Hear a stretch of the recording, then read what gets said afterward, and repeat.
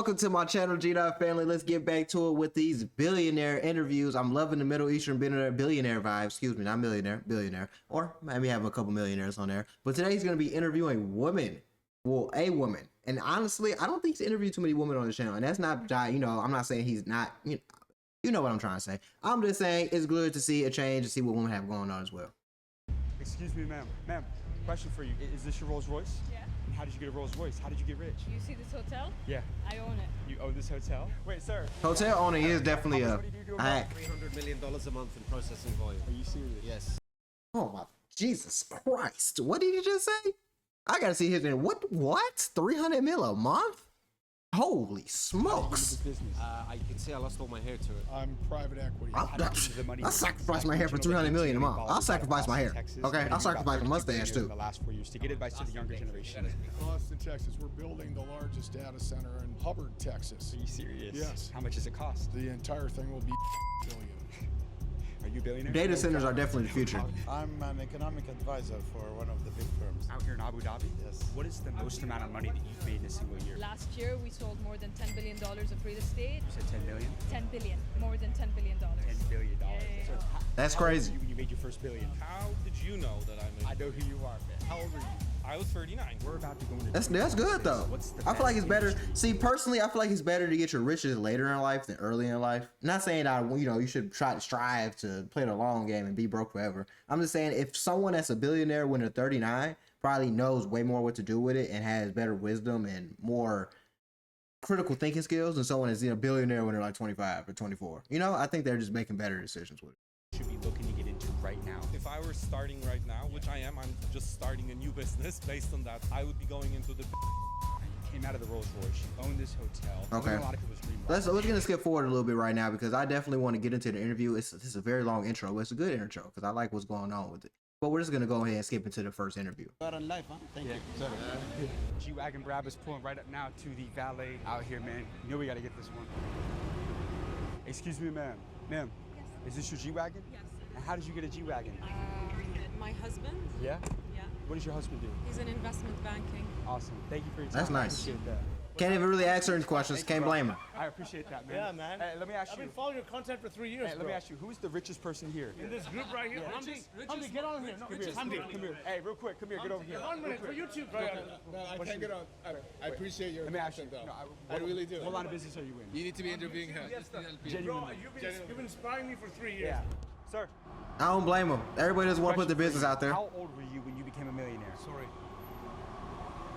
All right, guys, look, I've Can't been blame working for several hours, and I have not been able to get anybody to stop and talk to me. But look, like I said, I flew 16 hours to get out to Abu Dhabi to come and interview the richest people. So I'm not gonna stop until I get some of these billionaires and multimillionaires to stop and do the interview with us. Come with us. We're not gonna take no for an answer. We're gonna go figure out how the richest people out here made their money, you guys. Come on. Excuse me, sir. Sir, I had a question for you. How old were you when you made your first $1 million? Tell him. He's well known on social media. 22 years old. Hey, what line of Jesus. business are you in? What do you do? I'm an economic advisor for one of the big firms. Out here in Abu Dhabi? Yes. Abu Dhabi is one of the financial capitals of the world. Why are the people out here so successful? We got the infrastructure ready. We got all the setups of any investors to come in here, and we have the environment. Procedures is very easy. There is no obstacles, So the environment is all there. We're about to go into 2026. What's the best industry people should be looking to get into right now? AI. Why? Gotta go. This is the future. Everybody's looking for it. Yeah, he isn't lying. He isn't lying about that one. AI is the future. AI is right now how the crypto wave was and also how the internet wave was in the .com era. I think that's the same thing. Internet era, .com era. I'm pretty sure it's the same thing. It's a new wave and people definitely have to get on it. Even if you're not making AI, you have to take advantage of AI and use it to what you feel like is useful for. Because people are making a lot of money. Even if you're just doing brain rot AI content, just putting it out. People are making money from that. You'd be very surprised.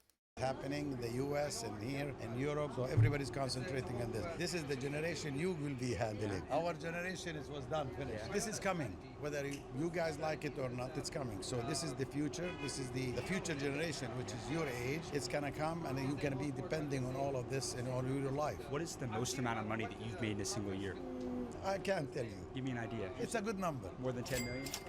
Within the range. Within the range. Yeah. Thank you so much. Thank you for your time. Have a great day, sir. Thank you. He's your age, and you can ask him these questions. I have a question for you. Wait, so this is your son? Yeah, no, he's my father. That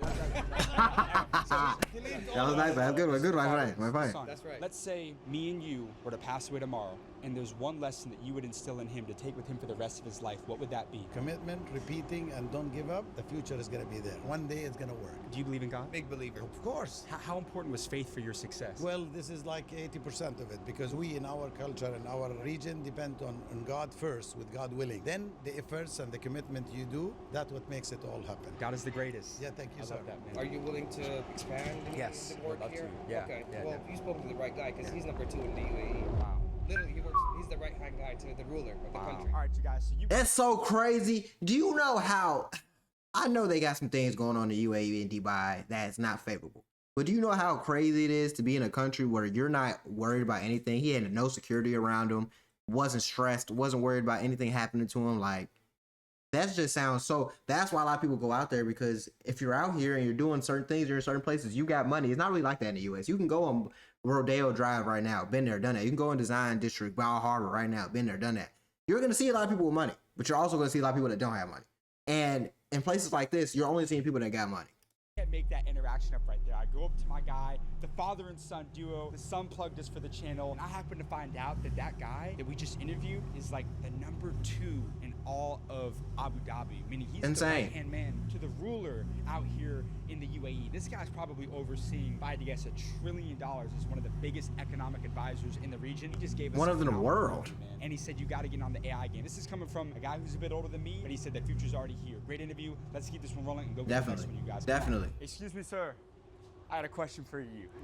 How did you get rich? I'm not rich. What line of business are you Rich in friends. Yeah? Rich in spirit. What line of business are you in, sir? I'm private equity. How did you get into the money business? I grew a channel to 18 million followers out of Austin, Texas. I've interviewed about 32 billionaires in the last 4 years to get advice to the younger generation.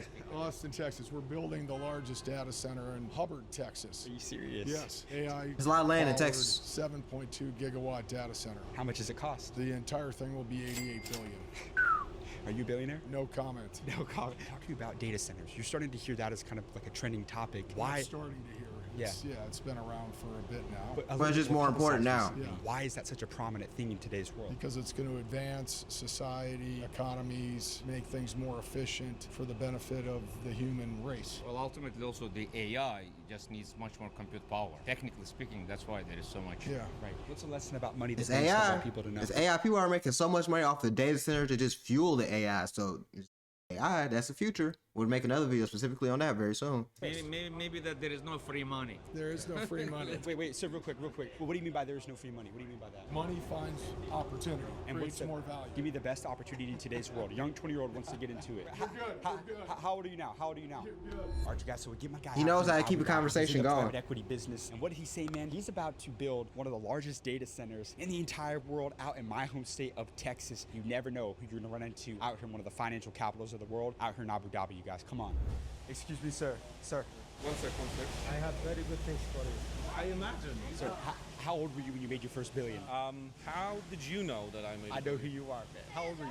I was 39. What happened? I sold my company last year for over $1 billion. What type of company was it? It was an AI company. Can I interview you for a minute? I interview billionaires all over the world. Can I get one minute with you for the channel? Sure, I know who you are as well. I watch you on YouTube. Where are you from? I'm Polish. So you're Polish. You built a $1 billion company in Poland, or where'd you build the company? No, obviously we built it in the US, #1 place to build and sell a business. But I'm Polish, I live in Poland. Did you come from a lot of money? No, I was raised by a single mom. We did not have a lot of money. And yeah, I worked from a basic sales assistant job all the way to become a CEO of my own business. Now, it's most business owners' dreams to be able to sell their company for over $1 billion. What's the biggest mistake people make when they're trying to sell their company? They actually want to sell it. The easiest way to sell your company is really try to hold on to it and make it as great and as amazing as you can. That's not true. try to sell it. And That's then true. as the business becomes amazing, people will come to you. So people came to you. Absolutely. Why did they come to you? I mean, we were very early in AI. When did you start your company? It was 2020, and we were very early into artificial intelligence, and we had a great advantage in terms of knowledge, understanding the data sets, the tools that are needed to be successful. Who were you selling to? Who were your customers? So our customers were governments. So I had a big contract with the Saudi government. I had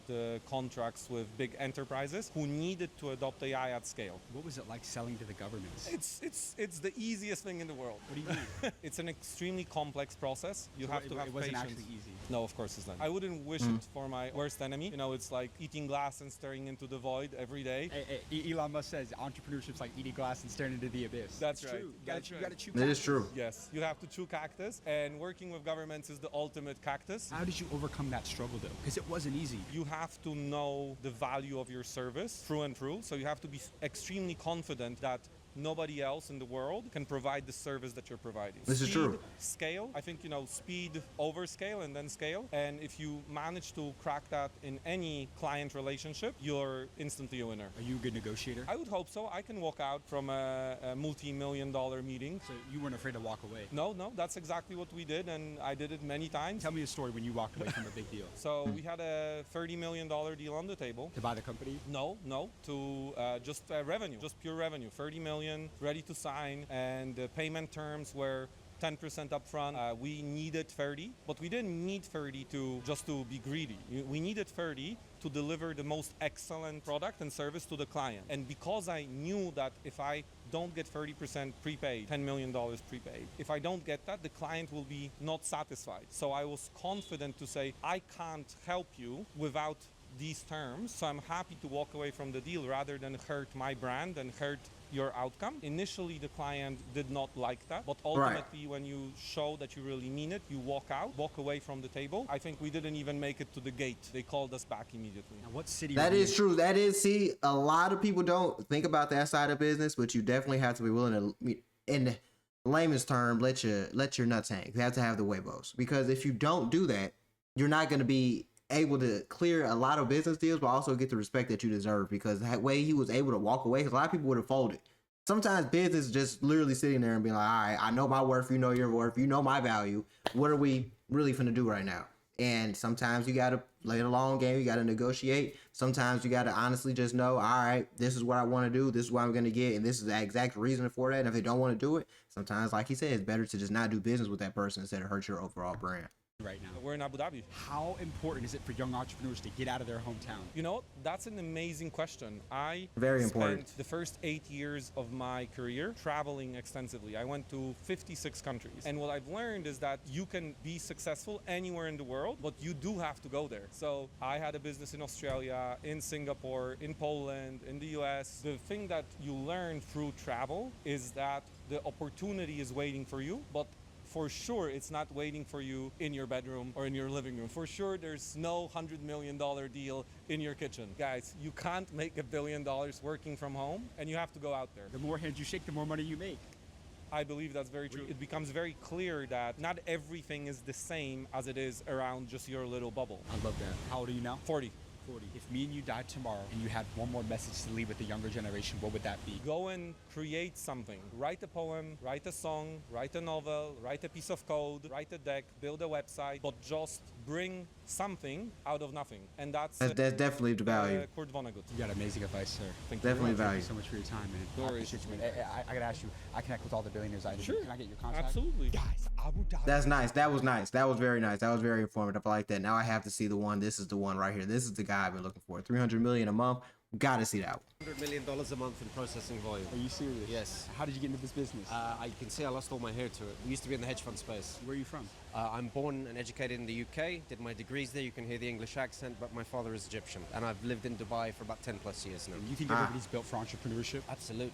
Absolutely. Yeah? I mean, even if they don't know it yet, life will teach them to start taking risks. What's the toughest lesson about business you had to learn? Oh, God, I learn every day. The day you stop not realizing that you're learning something new every day is the day you don't become competitive and you die. The day you stop growing is the day you begin to die on the vine. Exactly. I mean, you have to learn something new every day. Let me ask you this. Did you have people that doubted you in business? I have a very compelling argument. I don't allow people in the room to doubt me. Why? Because the way I'm built, I won't allow it. Look, at the end of the day, if someone says no, or if someone doesn't understand, it's because you haven't sold the benefits and you haven't created the urgency. That's the way I do deals. That's game right I there. don't walk in blind and throw darts at a board. You learn the client, you learn what they're saying, you use the words they use, you change your accent. So look, at the end of the day, This is no true. is just another Sales, version yeah. of someone saying, I don't understand, sell me. Hey, you know they don't teach this in school, right? Well, you'll learn it in life. Give me another lesson about business that they do not teach in any business school. Give me something you had to learn from the trenches. Building a company doing $300 million a month. Give me one right now. Okay, look, at the end of the day, business is business. It's academic. But academic doesn't mean pardon my French, in the real world. You need to adapt, you need to be mobile, you need to be agile. When someone says no, when someone doesn't understand, you need to take that away and use that in your repertoire going forward. How old are you now?